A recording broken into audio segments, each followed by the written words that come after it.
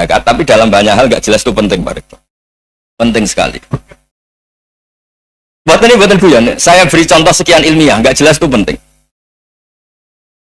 Rasulullah Shallallahu Alaihi Wasallam itu dalam banyak hal itu disuruh Allah, memang disuruh supaya ngambil sikap seperti itu.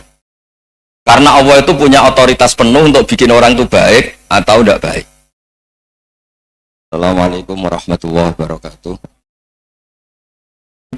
Bismillahirrahmanirrahim. Allahumma shalli wa sallim ala nabiyyina habibina Muhammadin sallallahu alaihi wasallam wa ala alihi washabihi asma'in nama ba'du. Semua yang kami hormati, ada Pak Rektor, ada Rektor Senior Pak Arsoyo, ya teman-teman direktur, dosen semua yang saya hormati. Tadi katanya mau naik kelas ya. Kalau naik kelas dari rumah saya niatkan mari mengkaji diroyah. Diroyah itu melogikakan riwayat. Jadi misalnya kita sering dengar Rasulullah SAW sering ngendikan kalian masuk surga itu bukan hanya berdasar amal, tapi berdasar anugerah Allah Subhanahu wa Ta'ala. Oke, kita sepakat amal kita, perilaku kita, ibadah kita andaikan dikompensasi dengan nikmat yang Allah berikan tentu tidak seimbang. Untuk bayar itu saja sudah lunas. Jadi Anda semua tidak berhak masuk apa? Surga. Hingga di beberapa riwayat dijelaskan ada orang yang 500 tahun ibadah, nggak pernah maksiat. Ditanya sama Allah, kamu masuk surga karena apa? Karena ibadah saya ya Allah. Ya sudah, surga kamu 500 tahun saja karena ibadah kamu 500 tahun. Ini cerita umur-umur orang dulu. Ya Allah, katanya surga engkau ini selamanya. Ya kalau yang selamanya itu rahmatku, kalau amal kamu terbatas ya surganya sesuai amal kamu ya terbatas. Ya sudah ya Allah, berarti masuk saya surga saya ini karena fadl engkau, karena anugerah engkau. Itu namanya apa? Diroyah. Diroyah itu satu kajian analisis di mana kita percaya riwayat, tapi kemudian punya logika, punya diroyah. Ini penting supaya tauhid kita ini kuat. Jadi dulu ada orang yang sangat cerdas, namanya Jubair bin Mut'im. Dia saking cerdasnya, juga kaya, juga tokoh, dikirim sebagai delegasi pembebasan Asra Badrin, tawanan Badar. Kemudian pas datang ke Masjid Nabawi, Nabi delalah pas baca Wattur wa kitabim mastur. Sampai pada titik Nabi baca am khuliqu min ghairi syai'in am humul khaliqun. Apakah penciptaan yang sedemikian canggih itu dimulai tanpa perwujudan, tanpa sesuatu yang real, yang maujud? Orang itu langsung bersimpuh, matur, ya Rasulullah saya Islam. Ada qalbi yatir, hampir hati saya, otak saya, pikiran saya itu terbang. Karena logika yang dibangun ateisme misalnya, kalau alam raya ini dimulai dari nihilisme, berarti logikanya apa? Al-adamu yakhluqu maujudan. Alam raya ini kan maujud, maujud itu ada.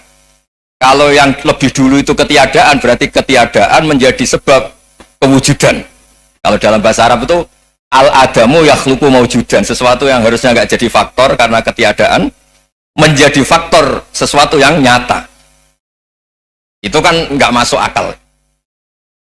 Ya kalau alam raya ini ada al-adam sing yasbiqu maujudan, berarti alam raya ini al-adamu yakhluqu maujudan, sesuatu yang tidak ada menciptakan yang ada. Dengan logika itu terus kita ngaji, diajari sama guru-guru kita, sifat dasar Allah itu maujud. Wallahu maujudun qadimun. Terus masuk. Yang harus distatuskan pertama dari Allah itu apa? Maujud, wujud. Karena dengan wujud ini layak menjadi penyebab adanya alam raya ini. Sehingga ketika kita menolak faham nihilisme atau ateisme, faham tanpa Tuhan, tanpa pencipta awal, kita punya diroyah. Bahwa tidak mungkin ketiadaan ini menjadi sebab perwujudan alam raya ini. Yaitu am khuliqu min ghairi syai'in. Masa alam raya ini diciptakan tanpa sebab yang nyata, yaitu wajibil wujud. Siapa itu? Allah Subhanahu wa Ta'ala. Begitu juga menyangkut sholawat. Orang boleh beda pendapat tentang redaksi sholawat. Ada yang sholli ala Muhammad, ala Sayyidina Muhammad, Nabi Muhammad. Monggo lah, masalah redaksi saja. Tapi setelah dianalisis, Nabi itu Pak Rektor, jadi Nabi setelah Nabi Isa saking dihormatinya sampai dituhankan. Juga jadi Nabi yang ada cerita masih hangat, orang Yahudi itu bunuh Nabi. Jadi yang satu mendudukkan Nabi sedemikian tinggi sampai kayak Tuhan, yang satu menjatuhkan Nabi sedemikian rendah sampai dibunuh. Kayak apa susahnya jadi Nabi Muhammad SAW. Kemudian dengan gampang hadatin agama ini bikin syariat yang bernama sholawat. Redaksinya monggo lah sesuai tradisi masing-masing. Allahumma sholli ala Muhammad, Allahumma sholli ala Sayyidina Muhammad, ala Nabiyina Muhammad, monggo lah. Tapi yang jelas redaksi ini kalau di diroyah dikaji, Allahumma itu Tuhan, Tuhan itu pemberi. Wa Muhammadun wa in jalla qadruh abdun min ibadi. Muhammad apapun tinggi derajatnya tetap berstatus hamba. Sehingga agama ini terjaga oleh sihotus sholawat. Agama ini terjaga oleh redaksi sholawat. Yaitu Allah tetap pemberi sebagai Tuhan yang enggak tersaingi, la syarikalah. Rasulullah Muhammad wa in jalla qadruh, apapun prestasinya, bisa mi'raj, bisa apa saja, tetap seorang hamba yang butuh muhtajun ila rahmatih. Jika redaksi Allahumma sholli ala Muhammad ini mengukuhkan yang Tuhan tetap Tuhan, hamba pilihan tetap hamba pilihan. Tentu dengan redaksi ini kemudian kita mendudukkan Nabi benar-benar posisi terhormat. Yaitu orang yang paling berhak dapat askat tahiyat, mendapat penghormatan Allah paling tinggi, yaitu Rasulullah Muhammad SAW. Dan itu diulang-ulang oleh Allah. Subhanalladzi asra bi abdi. Status hamba ini diulang-ulang. Lagi-lagi ini bernama diroyah. Bernama apa? Contoh ketiga misalnya fihi ayatum bayyinatum maqamu Ibrahim. Dulu orang Yahudi itu ada diskusi masif. Syaratnya Nabi itu mbah-mbahnya harus Nabi, harus keturunan Nabi. Kemudian semua Nabi rata-rata di Palestina, di Syam. Lalu Muhammadnya asal-usulnya dari mana? Tahu-tahu orang Arab kok Nabi, padahal orang Arab itu dulu jahiliyah. Walhasil terus diceritakan bukti Muhammad ini turunan Ibrahim adalah ada jejak kaki Nabi Ibrahim di dekat apa? Ka'bah. Fihi ayatum bayyinatum maqamu Ibrahim. Kalau Nabi Ibrahim pernah di Mekah, artinya beliau pernah meninggalkan turunan yang di Mekah, yaitu bernama Nabi Muhammadun SAW. Itu disebut fihi ayatum bayyinatum maqamu Ibrahim. Nah itu namanya diroyah. Diroyah itu satu perilaku keseharian kita beragama, kemudian tahu logikanya. Yang keempat misalnya, mangkana yu'minu billahi wal yaumil akhir falyukrim apa? Jaro. Orang yang iman karena Allah dan Rasul, maka memuliakan tetangganya. Andaikan pakai hukum sosial, tentu kalau tetangga kita baik, kita baik. Kalau kurang baik, kok kurang penggawean kan gitu. Tapi dulu itu pernah ada seorang ulama itu dibully ya, dikerjain sama anak muda tetangganya. Pak Kiai datang ke rumah saya, orang ini datang. Kemudian setelah di rumahnya, saya tidak jadi butuh sama Pak Kiai, silahkan pulang. Itu Kiainya senyum menikmati. Dan itu terulang 3 kali. Dibully seperti itu, dikerjain terulang 3 kali. Lalu tetap Kiainya tuh asik, seneng sekali. Lama-lama pun saya ditanya, kenapa engkau tidak tersinggung? Padahal saya kerjain sampai 3 kali, tak undang, terus tak suruh pulang, tak undang, tak suruh pulang. Kata Kiai tadi, yang memerintahkan baik sama tetangga itu Allah. Jadi saya nikmati ketika bisa baik sama Anda. Tidak ada urusannya dengan perilaku Anda yang nolak saya. Nah itu terus kita tahu, memang motifnya kita baik sama tetangga karena iman sama Allah dan Rasul, bukan hukum kompensasi sosial. Jadi kalau mau diteruskan Pak Rektor, saya ngajar di sini ya karena perintah Allah itu orang alim harus ngajar, bukan karena perintah Rektor. Kalau diteruskan, ya saya mohon juga gitu para dosen, para karyawan di sini kalau nggak khianat dengan UI itu karena takut sama Allah, jangan takut sama Rektor. Kalau Anda baik juga karena Allah, jangan baik karena apa? Rektor. Bagaimanapun ya semua kita ini makhluk. Makhluk itu la yadurru wa la yanfa. Begitu juga melihat Indonesia. Melihat saya ini kan ikut di UI itu lama sekali, ikut sama Profesor Zeni, dari Profesor Zeni nulis tafsir. Mungkin Pak Hersoyo tahu banyak, dulu Pak Lutfi ya tahu banyak. Tapi saya memang nggak pernah terbuka karena ya memang nggak ingin sebenarnya. Kondisi ini kondisi darurat. Sehingga saya tahu cara berpikir Profesor Zeni, ya tahu komitmen beliau pada UI. Dan pendiri UI memang ya banyak yang dari tokoh NU, Muhammadiyah, dari tokoh-tokoh ormas yang lain memang didirikan banyak orang. Hingga UI memang nggak milik ormas apa tertentu. Dari satu sisi memang baik, nggak dikuasai ormas tertentu, tapi nanti kalau keterusan ya nggak berbentuk. Ya sudahlah dikelola saja, sambil jelas, sambil kadang nggak jelas, yang penting ikhlas saja. Karena kalau terlalu asobia itu jadi repot. Kita ini yang nekuni fikih itu tahu, kalau tidak kuno itu madhabnya Hanafi, kuno itu madhabnya Syafi'i. Tahu-tahu seakan-akan Imam Syafi'i itu NU, Imam Abu Hanifah itu Muhammadiyah. Padahal ini orang-orang yang sebelum NU dan apa? Muhammadiyah. Jadi kalau kita yang nekuni ilmu itu biasa saja dengan perbedaan. Tapi kalau orang-orang yang nggak siap dengan perbedaan itu sampai Allah disifati Ta'ala itu tidak terima. Padahal Ta'ala maknanya Maha Luhur, yang Maha Agung. Jadi ada seorang kiai kebetulan pidato pertama Pak Rektor. Assalamualaikum warahmatullahi taala wabarakatuh. Di mubalik kedua ini nggak terima karena itu dianggap kita ada ta'ala. Hanya dia bilang assalamualaikum warahmatullahi taala wabarakatuh. Itu saking asobiahnya itu Allah ditambahi ta'ala itu tidak terima. Padahal ta'ala itu maknanya maha agung. Nah itu kan jadi repot kalau asobiah gitu. Kalau kita ngadepi perbedaan itu biasa saja. Karena kita mungkin bacanya banyak, lihat hal-hal seperti itu ya biasa saja. Karena dulu itu perbedaan itu urusan sudut pandang. Ya saya ulang lagi, perbedaan itu sudut. Allah yang Tuhan saja sering didebat sama nabi-nabinya. Karena urusan sudut pandang apa? Saya beri contoh ya. Suatu saat Khalilur Rahman Ibrahim itu saatnya meninggal sama Allah, Israel disuruh. Itu Ibrahim saatnya meninggal, ambil nyawanya. Lah datang ke Ibrahim, ya Khalilur Rahman Ibrahim, saya disuruh nyabut nyawa Anda. Itu Israel dipaksa mikir sama Ibrahim. Hal ra'aita khalilan yumitu khalilah. Kamu tahu orang yang mencintai kemudian bunuh yang dicintai. Itu logika agak benar. Akhirnya Israel kan nggak biasa debat, kan nggak dilatih debat, nggak pernah ikut lomba UI debat ilmiah. Dia tahunya nyambut nyawa aja. Kembali ke Allah. Ya Allah, kata Ibrahim, hal ra'aita khalilan yumitu khalilah. Masa kekasih bunuh yang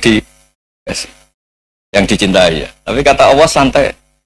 Bilang ke Ibrahim, hal ra'aita habiban yakrahu ayyalqa habibah. Masa katanya dia cinta saya kemudian ketemu saya tidak berani. Israel mater lagi. Logikanya gini Ibrahim, masa yang dicintai sama yang ketemu yang dicintai nggak berani. Ya udah ketemu aja. Katanya yang meninggal itu. Artinya kamu bisa saja GR tidak mati-mati karena merasa dicintai, atau ingin mati karena mencintai. Nah maksud saya dalam hal-hal seperti ini orang UI pasti gak jelas. Katanya cinta Allah suruh mati ya nggak mau. Gak jelas kan? Dibilang gak cinta juga gak mau. Tapi dibilang cinta kalau ukurannya mati juga gak mau. Nah, tapi dalam banyak hal gak jelas itu penting Pak Rektor. Penting sekali. Buatan Buyan, saya beri contoh sekian ilmiah, gak jelas itu penting. Rasulullah SAW itu dalam banyak hal itu disuruh Allah, memang disuruh supaya ngambil sikap seperti itu. Karena Allah itu punya otoritas penuh untuk bikin orang itu baik atau tidak baik. Wahsy itu yang membunuh Sayyid Hamzah, orang paling dicintai Nabi, di antara yang dicintai Nabi. Qatalahu Wahsyun, dibunuh oleh Wahsy. Nabi secara basarnya itu gak suka sama Wahsy. Sampai cara lahir ya ingin corong Jawa, ingin masuk nol. Tapi apa kata Allah? Laisa laka minal amri syai'un aw yatuba alaihim aw yu'adzibah. Itu tidak wilayah kamu Muhammad. Malah Wahsy dikasih tobat sama Allah. Khalid bin Walid itu perang Uhud kalah itu karena ide brilian Khalid bin Walid. Pas itu masih panglima kafir. Yaitu pura-pura kalah, ghanimah dilepas, sahabat turun, pasukannya naik, walhasil orang Islam kalah. Khalid bin Walid akhirnya juga masuk Islam. Orang yang secara basariah Nabi itu gak siap. Kebalikannya juga ada. Sa'labah itu orang sampai gelar hamamatul masjid. Ini pas ngaji mesti ingat Salah. Dia di masjid terus. Setiap habis salam tuh lari karena istrinya Nyun Sewu masih berpakaian yang tidak pantas. Kenapa engkau terburu-buru pulang? Pakaian yang dipakai istri saya sekarang saya pakai. Ya pakaian sarung itu kayak Pak Rektor kan fleksibel.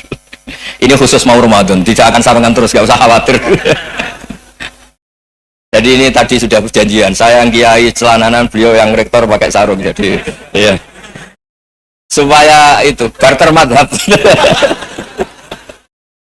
Tapi hanya sekali ini aja, bukan. Jadi jangan diharapkan ini jadi tontonan terus-menerus dan ini barter madhab. Saya sama Profesor Kores juga sering gitu. Saya pakai sarung yang dipakai dia beliau pakai sarung yang dia saya.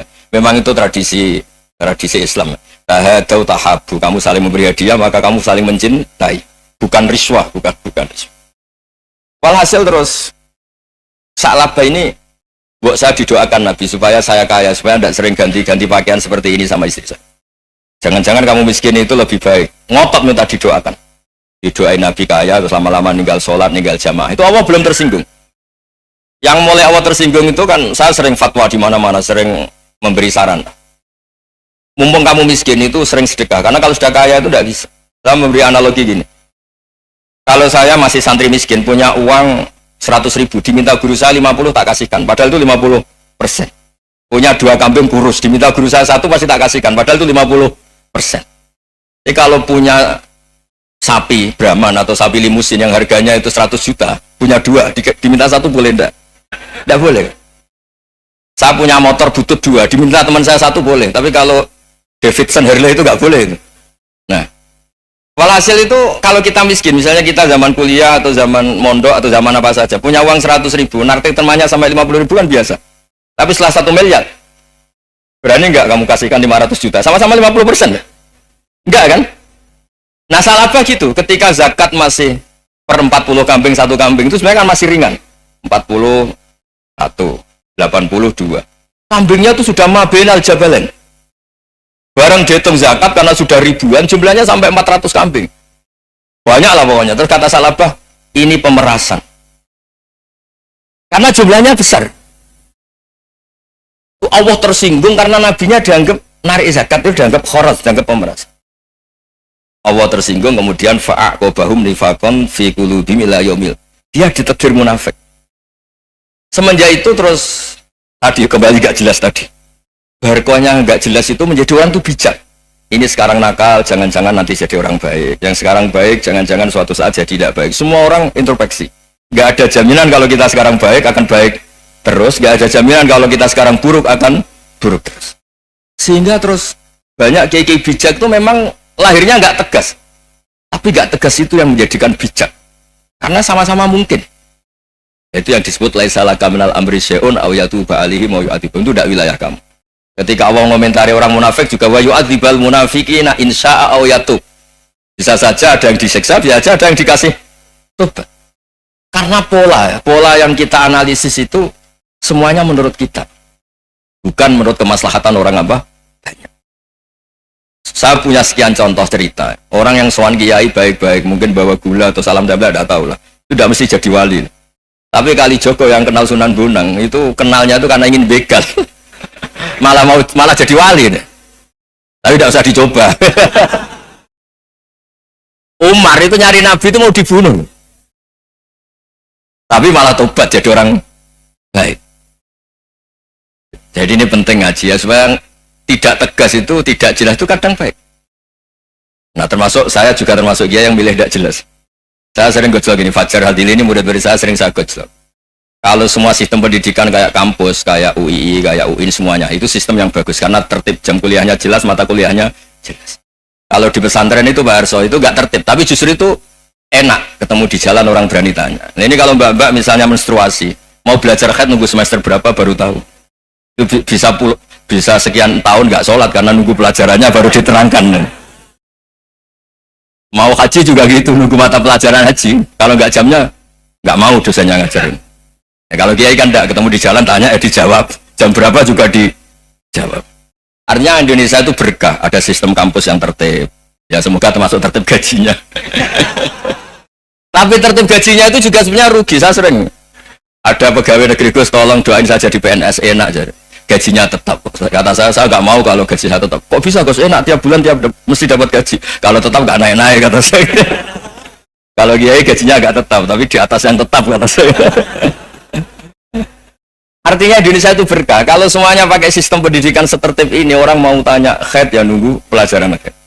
Bab haji ya nunggu pelajaran haji. Tapi kalau ketemu kiai itu enggak. Ya semuanya. Saya pernah di pasar, Gus mau tanya apa? Anak saya sih keluar darah terus gini-gini. Padahal biasanya haid hanya 7 hari gini-gini. Ya sudah kembalikan ke biasanya rudat tilal adat. Itu udah usah sowan ke rumah. Juga nggak registrasi dulu, nggak daftar dulu. Ya ini tidak nyindir cerita saja. Supaya ini bukti koalisi beneran. Jadi saya yang kiai nggak tertib jam, koalisi sama yang tertib jam. Jadi kalau semuanya sistem kampus, nanti pertanyaan itu nggak bisa on time, nggak bisa setiap saat. Makanya Indonesia itu berkah. Kiai-kiai yang alim yang di jalan-jalan banyak, juga kiai yang di kampus dokter-dokter fikih banyak, yang nekuni ilmu umum ya banyak, macam-macam. Itu masalah itu kalau saling mengadili itu baru masalah. Misalnya kiai ngeluh nggak enak jadi kiai tidak punya gaji tetap, yang dosen ngeluh nggak dicium tangannya. Karena memang unik Indonesia itu. Kalau guru fikih kok dosen itu tetap nggak dicium tangannya. Karena pikirannya anak-anak itu sudah bayar disuruh nyium. Itu kayak di alam sadar tuh gitu. Kalau kiai itu kan anak-anak gak bayar itu. Ya opanya cium tangan itu. Makanya kalau kiai tidak keramat bisa mati karena cium tangannya doang. Bisa mati itu kiainya. Ya ini cerita supaya saling menghormati apa saling menghormati. Jadi kalau makanya itu pakar-pakar akhlak ya, pakar-pakar etika peradaban. Itu tertampar betul ketika Nabi urusan ilmu itu mengabaikan itu kalau sudah urusan ilmu. Misalnya begini, ada urusan ilmu, ada mbak-mbak cantik atau ibu-ibu cantik. Itu dalam Islam itu diajarkan jangan sopan-sopan banget. Kata Nabi, karena kekuatan ilmu itu di atas kekuatan akhlak, di atas kekuatan adab. Ya nisa an-nabi lastunna ka ahadim minan nisa. Ini taqaituna fala takhdu'na bil qaul. Fa yatma alladhi fi qalbihi maradun. Dan ada babak cantik, menarik. Kemudian sopan misalnya sama Pak Fajarin sama dosen-dosen. Monggo binara. Wah itu bahaya pikirannya kemana-mana itu. Orang yang imannya pas-pasan, wih berarti mau. Maksud saya kalau cantik, menarik ketemu di jalan biarin aja dosennya mau kemana biarin aja. Gak usah dihormatin. Kalau dihormatin Pak mau kemana sadar no bisa bahaya, tak biarin aja. Kalau tanya, Dek ini alamatnya mana? Cari sendiri Pak. Karena hanya dengan cara itu si Pak dosen ini nggak kepikiran. Nggak ada orang suka orang kedus itu nggak akan. Tinggal sudah cantik sopan. Wah bisa pikirannya macam-macam. Itu ilmu. Fala takhdu'na bil qaul. Kamu jangan terlalu lirih kalau ngomong. Fayat ma'alladzi fi qalbi maradun. Orang yang pikirannya masih kotor pasti berpikir yang negatif. Anda mungkin demi sopan sama dosen Anda. Tapi sejauh mana dosen Anda juga berpikir positif. Itu kan uji iman sama uji nyali. Nah, sama pejabat yang sopan sama kiai mungkin punya Alphard, punya Robicon, punya terus bawa uang banyak. Terus sama kiai cium tangan hormat. Jangan-jangan kiainya yang pikirannya macam-macam. Ini berarti bisa jadi muhibbin potensial misalnya. Nah, saya ini termasuk kiai yang pengagum ilmu. Sehingga saya sama orang yang medit, yang kikir sama saya itu saya senangnya bukan main. Kenapa? Karena kalau orang medit itu gak berhak nuntut. Tapi kalau orang lomo 1 juta minta surga, 2 juta yang minta apa? Surga. Gus, salam tempel 200.000 aja kadang minta surga. Tapi kalau yang kikir-kikir ya sudah salaman tok sudah. Gak minta apa-apa, kan dia tahu diri, gak bayar kok minta. Maksud saya, Islam itu luas, dinikmati saja, Pak. Dinikmati saja. Nah itu diroya, maksudnya itu diroya. Diroya itu kamu tahu aturan Islam itu kamu harus yakin khairihi wa syarrihi minallah. Semua itu ujian, tapi kemudian dikaji. Makanya saya ini termasuk pengagum Imam Syafi'i. Imam Syafi'i itu dikasih tahu. Ada orang yang di depan engkau cium tangan hormat itu di luar ngomong-ngomong, ngata-ngatain Anda. Imam Syafi'i tertawa-tawa sewenang. Ada ini dikata-katain di luar kok. Kok tidak kamu anggap munafik malah tertawa. Berarti saya wibawa, di depan saya nggak berani. Dianggap penting saja. Dibilangin, sebagian orang kampung sini nggak suka sama engkau. Baguslah, ada akan pinjam uang sama saya. Di mana-mana orang pinjam minta tolong itu karena seneng. Kalau benci kan enggak. Intinya dianggap enteng saja. Yang terjadi di dunia itu semuanya dianggap enteng saja. Man asa ilaika faqat atlakoka. Yang berburuk sama kamu itu membebaskan kamu. Coba kalau akrab, titip. Ya misalnya akrab sama Pak Fajar, bilang kan ke Pak Rektor, sangkat atau jadi guru tetap atau apa kan ribet. Kalau tidak cocok kan nggak minta apa-apa. Makanya hati-hati Pak Rektor sama yang akrab-akrab itu. Itu dulu saya juga nggak paham. Di antara wasiat Bapak yang sering diulang-ulang tuh itu. Suatu saat kamu jadi kiai, ngelola orang nggak seneng tuh gampang. Sudah, situ orang lain. Tapi kalau ngelola orang orang seneng tuh repot. Mintanya aneh-aneh. 100.000 aja minta surga. Hanya teman tenis saja minta naik jabatan. Intinya itu ya sudahlah dikelola. Yang seneng ya berkah, mungkin teman berjuang, teman diskusi. Yang nggak seneng ya berkah, karena ini tidak minta macam-macam, enggak seneng. Nah itu namanya diroya. Diroya itu satu kajian keilmuan yang menjadikan kita ini nyaman dengan riwayat-riwayat, panduan-panduan dari Rasulullah Shallallahu Alaihi Wasallam kayak tadi. Kenapa sih tentang baik sama tetangga, baik sama tamu? Hitung-hitungannya itu mangkana yu'minu billahi wal yaumil. Saya pernah dicium sama orang miskin yang akut miskin betul. Itu tak ajarin Anda ini lebih hebat ketimbang orang-orang kaya. Misalnya gini, misalnya ada komunitas rektor atau kiai besar. Saya ini kata orang banyak termasuk kiai besar. Mungkin kalau pinjam uang itu karena mau beli mobil, aksesoris mobil, karena kita kiai top atau rektor atau orang-orang top. Kalau sesama orang miskin itu pinjem-pinjemannya itu urusan beras, itu urusan nyawa. Keren mana? Menyelamatkan nyawa sama aksesoris mobil. Nyawa. Jadi pahala kamu pasti lebih besar. Itu senangnya jadi orang miskin terus keterusan sampai sekarang. Itu lo coba kalau menteri sama menteri, rektor sama rektor, kira-kira pinjamannya apa Pak Arso? Kan kalau mau beli mobil atau mau umroh VIP, pokoknya yang keren-keren. Kalau orang miskin pinjam kan apa? Makan kan? Beras kan? Makanya kalau yang sedang miskin monggo lah, kalau ingin teruskan. Maksud saya Islam itu seenak itu, Islam itu segampang itu. Sudahlah yang sedang miskin ya keren, karena sekali sosial itu urusannya apa? Nyawa. Tapi kalau miskin semua ya Indonesia bisa tutup kan? Ya sudah yang kaya-kaya itu saya menyelamatkan Indonesia karena bayar pajak yang menjadikan Indonesia berjalan. Tapi ya dipakai yang benar. Nah begitu seterusnya.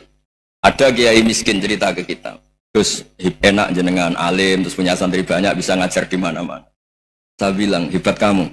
Dia hidup di daerah tertinggal. Itu yang diajarkan kan hanya tauhid. Kan nggak mungkin desa tertinggal baca fikih perbandingan madhab. Kan nggak mungkin. Kalau yang kayak Pak Fajar, Pak Sadali kan nggak mungkin. Fikih perbandingan apa? Madhab. Menyorot madhab dunia hukum. Kayak angka-angka itu kan nggak mungkin. Tapi pertanyaannya, yang menyelamatkan masuk surga itu tauhid apa perbandingan madhab? Tauhid.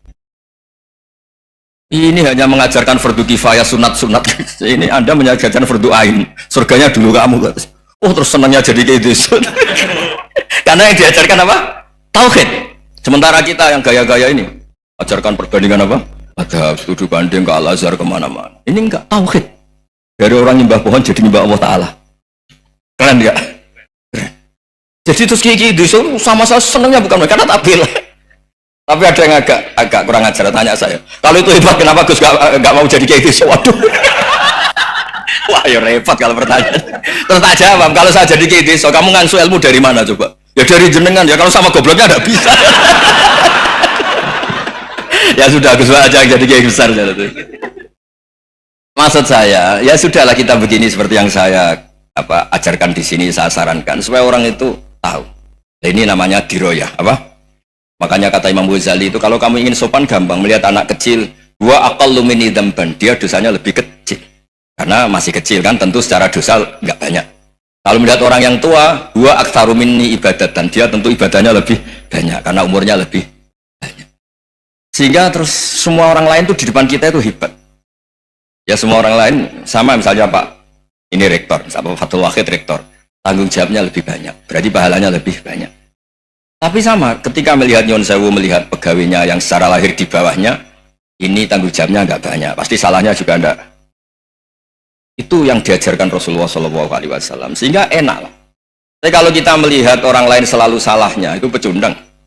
Allah saja tidak seperti itu kan, amal baik ya ada khairan, amal buruk ya ada saron, semuanya dilihat oleh Allah Subhanahu wa Ta'ala. Saya itu punya teman Gus, agak beling, agak seenaknya. Dulu miskin. Wah itu seenaknya betul. Kayak kenal Tuhan sudah. Tak tanya, kenapa kamu seenaknya? 1 bulan tuh labanya bisa 200 juta sampai 500 sampai 1 miliar. Saya itu Gus, setelah duha itu perkembangannya bagus. Setelah duha itu. Saya pernah miskin kan, kata apa? Ingkana rizki fisama wa ingkana qalilan, ya kalau fisama fanzilu, terus wa ingkana qalilan fakasirhu, kalau sedikit perbanyak. Ini trennya sudah benar semua. Nah, wa ingkana apa? Ya, haroman fatohiru, kalau haram yang kau sucikan. Makanya saya seenaknya kalau qalilan sudah fakasiru, paling trennya yang nggak benar juga fatohiru kan. Dia yakin kalau yang nggak benar-benar sudah disucikan Allah, karena yang lain-lain sudah dari miskin sudah kaya, qalilan sudah fakasiru, paling yang haroman juga sudah fatohiru gitu. Tak tanya, lah kamu kok tahu? Polanya sudah ada Gus, karena sang qalilan. Kamu sembrono sama Tuhan kok begitu kan. Tapi apapun itu seneng saya sering salah teh, makanya saya mohon yang sekarang miskin, sedang miskin itu ya ndak usah nyesal banget.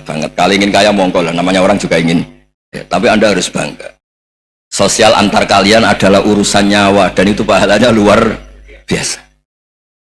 Supaya kita, nah yang kaya-kaya juga boleh GR lah karena pembayar pajak.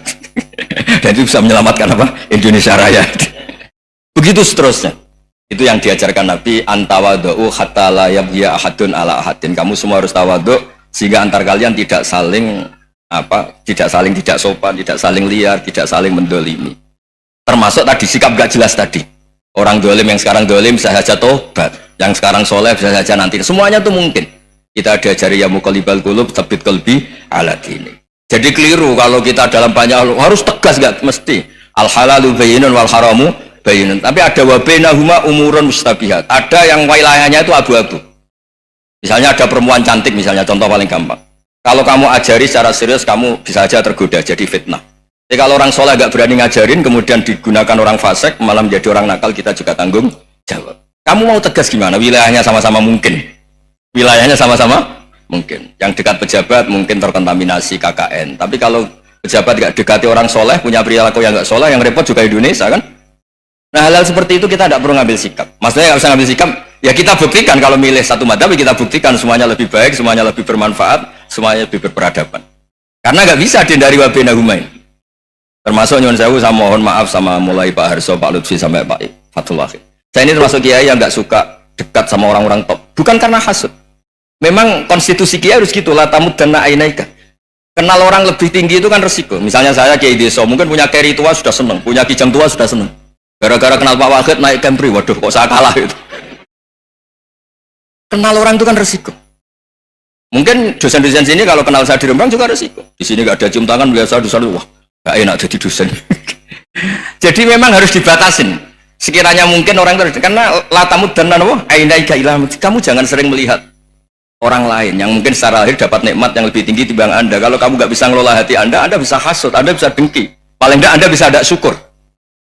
Saya itu sering didolani pejabat, juga sering melihat pejabat di TV-TV. Naik mobil aja ada yang naikkan. Bahkan kalau wudhu itu anduk aja ada yang bawa. Itu kalau yang nggak kuat, wih naik dari pejabat. Ya makanya terus konstitusi kiai itu mengatur, sudahlah mata kamu itu kamu batasin. Jangan melihat sesuatu yang potensi ya, potensi menjadikan Anda tidak apa syukur. Jadi saya mohon, ini memang konstitusi saya sebagai kiai, jadi saya tapi di hati saya tetap akrab. Saya doakan semua untuk UI, untuk semua orang Indonesia kita doakan. Kita ingin semuanya tambah baik, tambah baik. Ya, mohon assalamualaikum warahmatullahi wabarakatuh.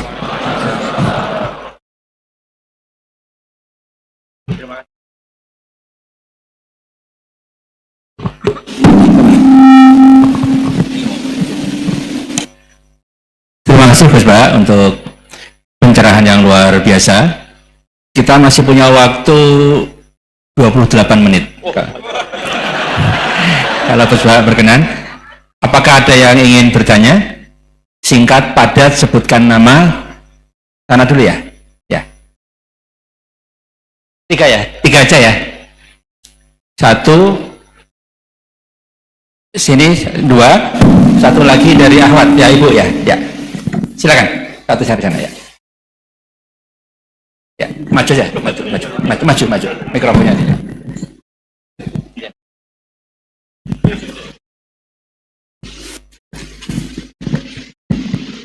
Bismillahirrahmanirrahim. Assalamualaikum warahmatullahi wabarakatuh.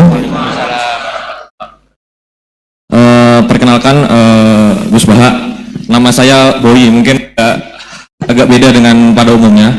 Saya bukan dari kalangan santri, tapi ketika mendengar ceramah Gus Baha pada awal-awal saya kuliah itu merasa kok kayak sebelumnya kenapa tidak masuk santri aja gitu.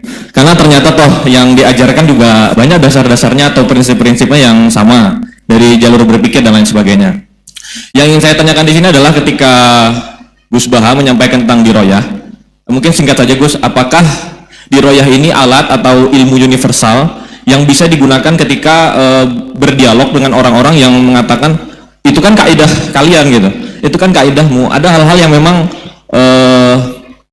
tidak bisa dipersamakan atau tidak bisa digeneralisir, ya mungkin seperti Gus. Dan juga yang terakhir, kalau boleh saya izin bersalaman boleh Gus. Kesempatan. Okay. Assalamualaikum warahmatullahi wabarakatuh.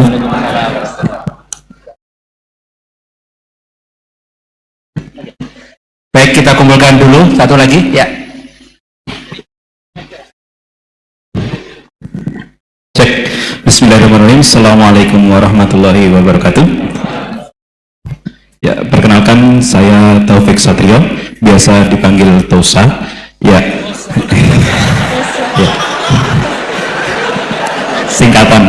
Baik, langsung saja mungkin untuk pertanyaannya. Di yaumil akhir nanti kan ada yang namanya yaumil mizan, itu pertimbangan gitu kan.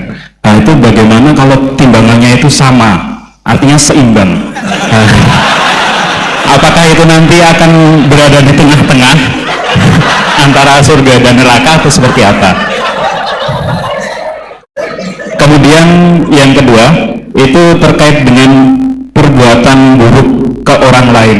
Ketika kita berbuat buruk ke orang lain itu kan kita istilahnya zalim kepada orang lain. Tapi di lain sisi itu secara zahir kan seperti itu. Tapi di lain sisi di akhirat itu kan kalau secara pahala kita itu membantu orang lain mendapatkan pahala. Nah,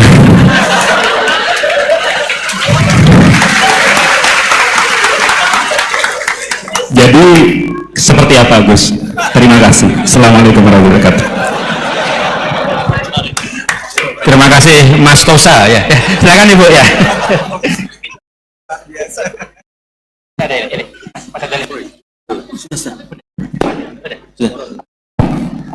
Assalamualaikum warahmatullahi wabarakatuh.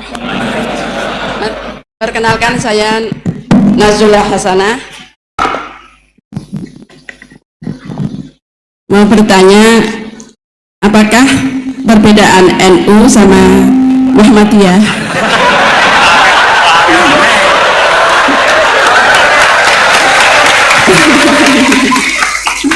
Tadi kan dijabarkan. Terus dalam sholat subuh itu kan ada yang pakai doa kunut, ada yang enggak. Tolong jabarkan. Wassalamualaikum warahmatullahi wabarakatuh. Waalaikumsalam. Baik Gus, ini ada 3 penanya. Mas Boy tadi terkait dengan diroya, apakah ini universal, termasuk untuk yang non muslim bahkan gitu kan. Kemudian yang kedua dari Mas Tosa, hisab yang seimbang Gus, kasusnya gimana ini. Yang kedua terkait dengan kalau berbuat buruk kan membuat pahala untuk yang bersangkutan itu, seperti orang puasa dikasih minum gitu kan ya. Terus kemudian bahasanya ini beda antara NU dan MU, kira-kira itu ya. Silakan saja.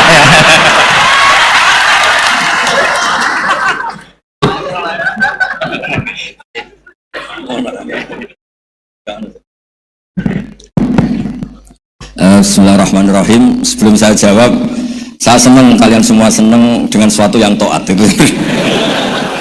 Banyak orang untuk senang nunggu maksiat dulu, mungkin melihat perempuan yang tidak mahram, melihat sesuatu yang maksiat. Jadi ini spesial majelis ilmu, tapi nopo senang. Ini sesuai rencana Tuhan lah. Seorang itu senang dengan taat, senang dengan ilmu. Ini luar biasa, no? Luar biasa. Tadi pertanyaannya kalau diroya, jadi Islam itu agama untuk logika objektif. Jadi diroya itu ya global, universal. Misalnya saya beri contoh Tuhan yang satu. Itu dulu, saya ulang lagi, dulu itu ada imam namanya Imam Amudi. Itu pengajar matematika Mas Boy, pengajar matematika. Itu kan nggak lazim, tapi kiai kok pengajar apa? Singkat cerita, ini cerita keramat. Kalau kalian nggak paham ya keramat sendiri. Jangan nggak paham menentang. Singkat cerita, di antara keramat beliau itu Allah itu nyuruh para malaikat disuruh ngaji matematika sama dia. Ngaji tauhid, tapi disebut sama Allah ngaji matematika. Ternyata apa? Cara ngajarkan gini. Misalnya ngajarkan di titik angka 2, 3 sampai 1 miliar 1 triliun. Nisbatusnaini ila ma la nihayatalah. Itu nisbatul fard asli. Angka itu entah 2, entah 3, entah 1 miliar, semuanya dibanding angka 1 itu namanya cabang. Tetap yang al aslu itu angka 1. Itu otak siapapun itu akan ekor dengan logika tadi, bukan kita muslim. Semuanya akan tahu angka berapapun jumlahnya, tetap asal usulnya angka 1. Terus dia gambar, ya gambar apa saja, gambar masjid, apa gambar sapi atau gambar apa saja, dimulai 1 titik. Gambar ruwet maupun gak ruwet tetap saja dimulai 1 titik. Nuqtatul wujud. Jika kalau zaman saya ngaji, Pak Rektor ngaji dulu diterangkan semua makna Quran ada di Fatihah, Fatihah ada di Bismillah ya, Bismillah itu ada di titiknya, titiknya bak. Nah kenapa ini hebatnya Quran? Kenapa dimulai dari 1 titik? Untuk maklumatkan semua alam raya ini dimulai dari 1 titik, yaitu wujud Allah. Logika seperti itu kan orang nggak terima gimana? Gambar seruat apapun dimulai dari mana coba? 1 titik. Angka sebesar apapun dimulai angka apa? 1. Jadi diroyah itu ya universal gitu maksudnya. Ya gitu Mas Boy ya. Jadi diroyah itu universal. Ya soal ada yang belum dapat hidayat apa itu nomor 2, tapi logika yang dibangun Islam itu.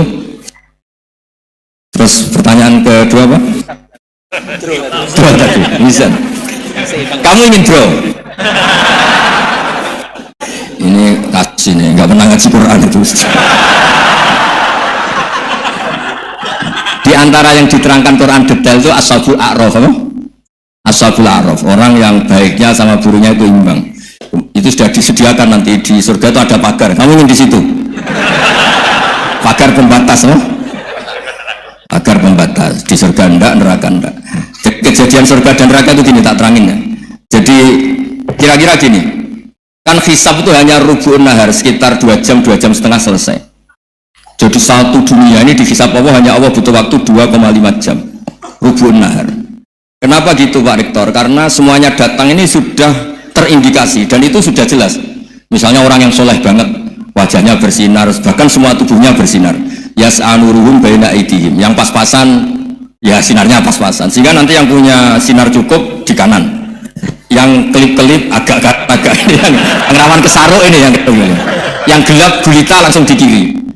Nah itu terus faduri babenahum bisuril lahubab. Terus Allah langsung bikin pagar. Nah yang rawan kesaruk pagarnya yang kelip-kelip tadi. Yang temangsang ini. Karena yang jelas hitam di kiri, yang jelas putih kanan. Yang abu-abu ini sama malaikat digaruk saja. Nah terus temangsang di Araf itu. Nah, terus setelah di pagar ini dia punya kegiatan. Kalau melihat neraka bilang Rabbana srif anna adzab jahannam. Kalau melihat surga ya Allah, ma kuntu asqa khalqik. Saya ini hamba Engkau yang tidak paling sial dan Kau Maha Rahman. Tolong saya jangan dihadapkan ke neraka lagi. Karena itu menyiksa. Sabar. Wa akhraqat. Ya ketika melihat neraka itu dia komentar, ya Allah, neraka ini begitu merusak wajah saya. Hawa panasnya itu sudah menghancurkan semua. Baunya juga agak enak. Saya minta saya dihadapkan ke surga. Bersama Allah, tapi kamu tidak minta lagi kan? Tidak, saya hanya minta itu tok gitu. Nah ini saya pandu, kalau kamu ngalami tak pandu. Kalau kamu ngalami tak pandu. Sama Allah terus diberi janji supaya tidak minta yang lain. Tidak, saya tidak akan minta lagi. Terus melihat surga. Nah, di surga melihat orang kayak gitu kan, di surga nanti kalian kan hura-hura semua. Wah, istri yang di dunia kurang cantik, rewel, yang di surga itu istrinya cantik semua, gak rewel semua. Gak minta belanja, cantiknya tidak usah ke salon, pokoknya top lah. Terus dia melihat tersiksa, taruh Jawa ngiler. Weh, masa melihat tok? Akhirnya ya lama-lama berani ngajukan, ya Allah masa ngelihat tok? Dikasih masuk itu. Ya terus, tapi kamu kan janji tidak minta lagi. Ya terus ngerayu-ngerayu Tuhan lagi. Akhirnya walhasil nanti kalau betul-betul Araf itu nasibnya akhirnya masuk surga. Tapi tadi digarap dulu lah, dikerjain dulu. Itu lama sekali perjalanannya, bang, lama sekali. Nah soal orang membunuh itu, apa contohnya tadi? Berbuat buruk sama orang lain, ya apapun lah. Berbuat buruk sama orang lain itu, kalau faktanya nanti tobat, Allah yang bisa ngelola itu. Makanya Nabi pernah senyum-senyum, pernah tertawa-tawa. Sungguh ketika Allah menghendaki rahmatnya itu semuanya indah. Yaqtulul qatil fayatubu hadza. Jadi ada orang yang saya membunuh, terus dia tobat serius. Kemudian al-maktul yang dibunuh ini masuk surga karena madlum, qatilnya karena tobat serius juga masuk surga. Ya begitu juga di kedoliman-kedoliman yang lain. Jadi ya makanya tobat itu penting sekali. Ya taruh saja begini yang terkenal ya, contoh Wahsy itu jelas di surga karena syahid dibunuh Wahsy. Apa Hamzah ini jelas di surga karena matul syahidan, dibunuh secara syahid oleh Wahsy. Tapi karena Wahsy tobatnya serius, nanti juga di surga. Begitu juga keburukan-keburukan yang lain. Jadi tobat ini misalnya ada orang hartanya dicuri.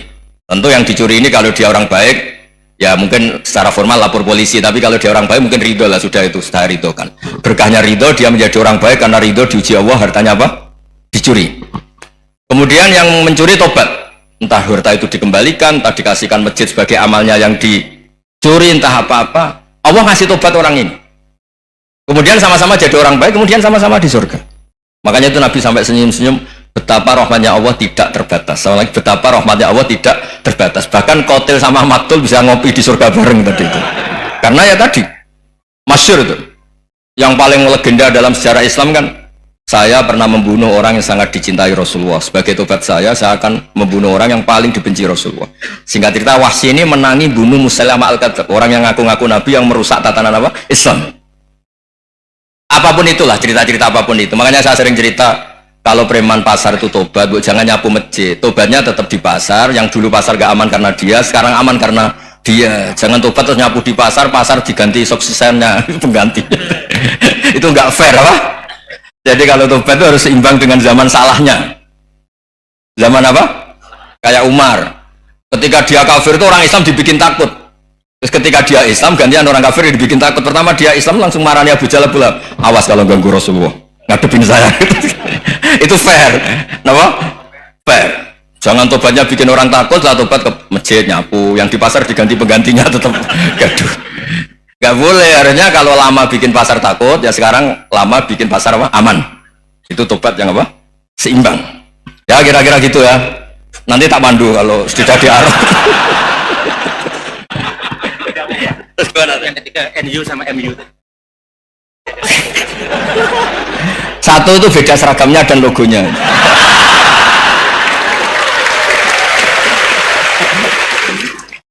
Kedua, nama ketua umumnya. Ketiga, tanggal acara besarnya. Muktamar Muhammadiyah dan NU itu beda. Sudah beda satu abadnya. Tentu dulu Muhammadiyah. Tapi begini ya, perbedaan itu nggak bisa dihindari karena tadi ada sudut pandang apa? Ada sudut pandang itu tidak bisa dihindari. Ini cerita yang nyata ya. Saya ulang lagi, senyata-nyatanya. Andaikan betul Rasulullah itu hanya kunut 1-2 kali, maka kalau menurut mazhab Syafi'i, apa salahnya melakukan sunnah terus-menerus meskipun Nabi itu melakukan hanya beberapa kali? Karena pertama sesuatu yang pernah dilakukan Nabi pasti akan menjadi sunnah yang terus-menerus. Nabi itu puasa Senin Kamis juga tidak selalu. Salah kalau ada orang bilang Nabi malah takut kalau ibadah sunat dilakukan terus-menerus karena nanti takut dikira wajib. Itu masyhur dalam kaidah usul fikih. Tapi yang tidak kunut juga tidak salah karena ya tadi Nabi ya pernah kunut, Nabi juga pernah tidak kunut karena Nabi ya orang banyak. Karena bukan Nabi kelompok tertentu, no? Jadi sederhana. Terus menyangkut ini dengerin betul sujud.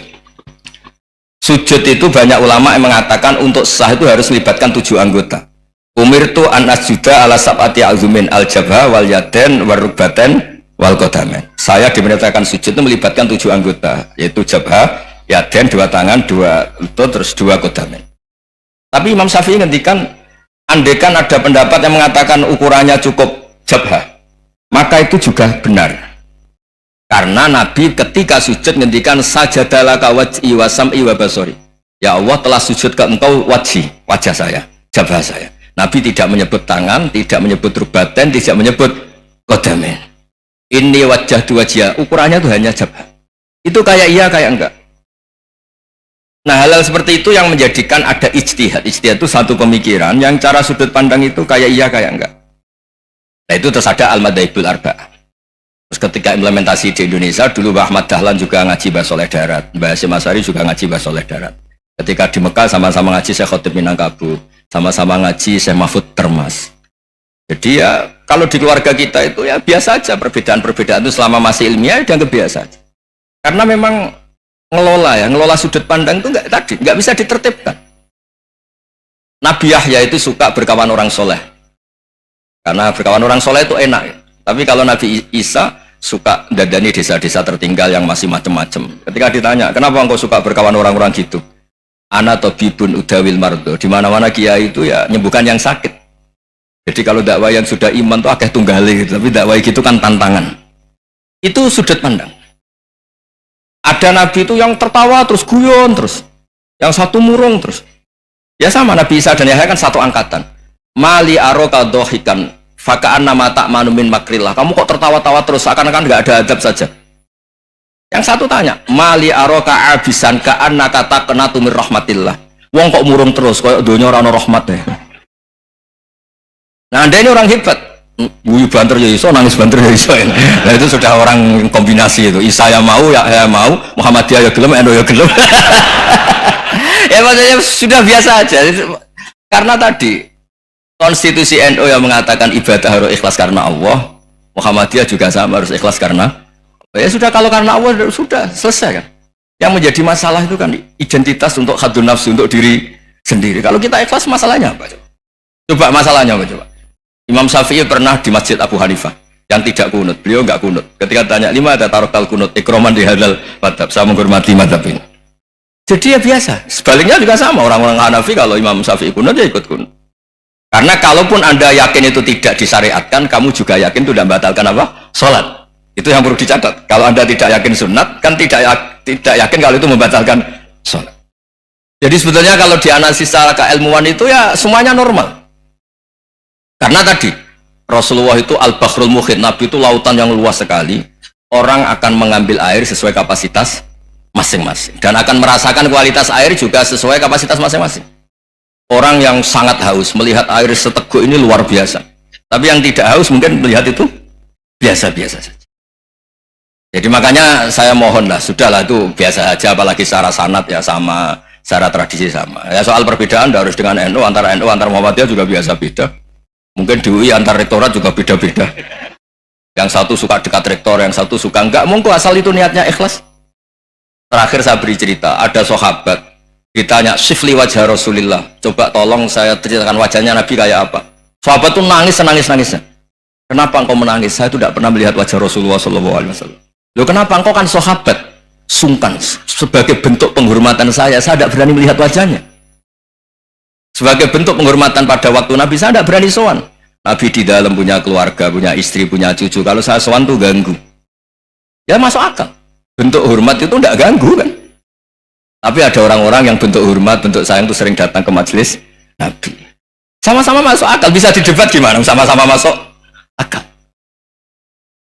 Ya sudah, itu ijtihad. Maksudnya itu ijtihad. Itu sudah sama-sama masuk akal. Abul Hasan Asyadili itu kalau kemana-mana pakai mobil mewah, pakai baju mewah. Ketika ditanya, Anda ini ulama kok pakaiannya mewah, mobilnya mewah? Dan uang rakyat kepikiran nyangoni ya. Tapi nak kowe tawaduk melas terus dibalik numbalmu sakit. Kok nang ra iso mulai ya ini. Ya tapi misalnya semua gitu mesti ada yang salah paham, itu keangkuhan. Tapi kalau semuanya kelihatan gembel, nanti orang trauma jadi kiai. Takut kayak itu. Ya sudah, itu wilayah istihad, sudah tidak usah pokoknya sudah, yang penting ikhlas. Anda berani tanggung jawab nanti ketika ketemu Allah Subhanahu wa taala. Nggih, ngoten. Assalamualaikum warahmatullahi wabarakatuh.